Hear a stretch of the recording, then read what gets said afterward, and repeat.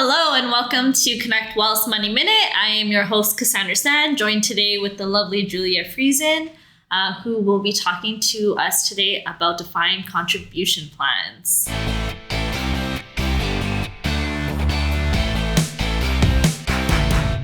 Welcome, Julia, and thank you for joining us today. Yeah, thanks for having me. No problem. So, Julia, what is a defined contribution plan? So a defined contribution plan is what it sounds like. The employer defines what contributions they're going to make to your pension plan that you have through your employer, union, government. Okay. So how would that differ from a defined benefit plan?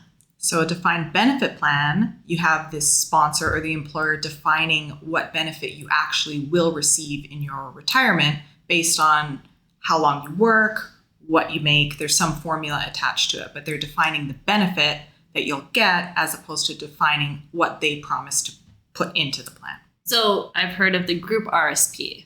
Yeah, so a group RSP is kind of similar to a defined contribution plan in that the employer can make contributions into it.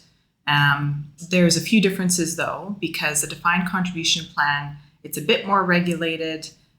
There's more restrictions, like an employer can make a contribution and then say if you leave within 2 years, that they'll take it back, things like that. There's a vesting period. Yeah, they can be vesting periods, and there can also be more restrictions at withdrawal time, like when you leave the pension plan, or even while you're still working too. I see. So going back to restrictions then, if somebody wants to start withdrawing their money or trigger their pension earlier, what are kind of the guidelines for that? You can, under some circumstances, transfer out into a LIRA how much money you have in your pension.